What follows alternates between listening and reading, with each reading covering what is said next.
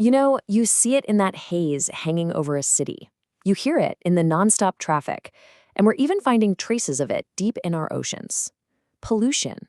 It feels like it's everywhere. But what is it really? Well, in this explainer, we're going to break down the whole system of pollution, from a single tiny particle of smoke all the way up to its global impact. All right, here's how we're going to tackle this. We've got 4 main sections. First, we'll nail down what we even mean by pollution. Then, we'll get into its major types. After that, we're going to look at the surprising ripple effects it causes. And we'll wrap up by asking the big one. What's our role in all of this? Okay, so let's start right at the beginning. The word pollution gets thrown around a ton, right? But if we're ever going to get a handle on the problem, we've got to be on the same page about what it actually means. So let's play a little game. What does smoke pouring from a factory, a massive oil spill, and the constant roar of city traffic all have in common? I mean, they seem totally different, but they're connected by one single critical thing. And that link, of course, is pollution. At its core, it's pretty simple. It's just when harmful stuff gets into the natural environment and causes a negative change. That's the textbook definition anyway. But that simple idea is the foundation for a huge, incredibly complex global problem.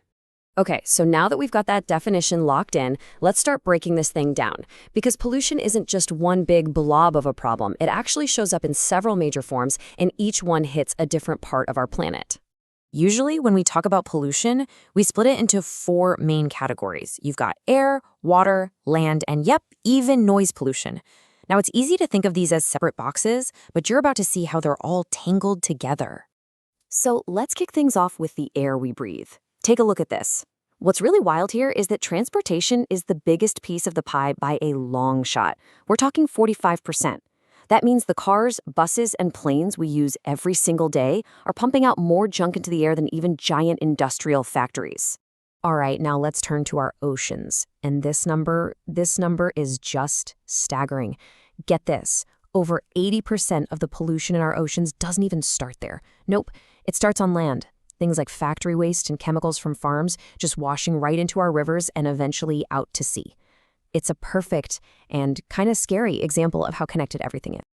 And that brings us to land pollution, which messes with the very ground we stand on. Just picture it, overflowing landfills or harsh chemicals from farming sinking into the soil. It's not just ugly. This stuff actually poisons the soil, which affects the food we eat and can throw whole ecosystems out of whack. And finally, we've got the one we tend to forget about, probably because you can't see or smell it: noise. This quote really nails it. The invisible threat. Think about it. All that constant sound from cars and construction, it doesn't leave a pile of trash behind, but it seriously messes with the balance of life, for us and for animals. So we've got these different flavors of pollution, right? Air, water, land, noise. But the real question is, what happens next? Once this stuff is out there in the environment, it doesn't just sit in one spot. Oh no, it kicks off an invisible and often pretty devastating chain reaction. And to really get this ripple effect, you need to know this one key term: biomagnification. It's a wild process. You'd think a toxin would just get weaker and more diluted over time, but this is the exact opposite. The toxins actually get more concentrated and more dangerous as they move up the food chain. Let me show you how it works, using the ocean as an example. So, step 1. Pollutants get into the water and are soaked up by tiny little plankton. Step 2, a small fish comes along and eats thousands of these planktons, and all that toxin starts building up inside it. Then a bigger fish eats a bunch of those little fish. You see where this is going, right? By the time a bird or a seal eats that big fish, that tiny bit of pollution from the start has become a seriously toxic dose. And this is what it all leads to. I mean, the difference is just night and day, isn't it? On one side, you have a healthy ecosystem. It's strong, it's full of different species, it can bounce back.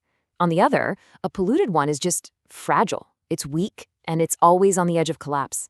And seeing this kind of damage, well, it brings us to one last really important question. Okay, so after seeing what pollution is and the kind of damage it can do, it kind of forces us to look in the mirror, you know? We have to ask that critical question: where do we fit into all this? This idea of ecological responsibility, that's the bridge. It takes this giant, overwhelming global problem of pollution and connects it right back to us, to our actions, our choices, as people and as communities. It's really just about owning our part in the whole system and our responsibility to take care of it. So, how do we actually do that? How do we put that responsibility into action? Well, the simplest and honestly most powerful way to think about it comes down to 3 words you've definitely heard before: reduce, reuse, and recycle. These 3 are the absolute pillars for making a real, tangible difference. And hey, if you're ever thinking to yourself, do these little things I do even matter? Just look at these numbers. This isn't some abstract idea. Recycling just 1 ton of paper, which sounds like a lot, but it adds up, saves 17 trees, 7,000 gallons of water, and enough energy to power a home for months. It is concrete proof that our individual choices, when we all make them, add up to something huge. And that really brings us to our final thought.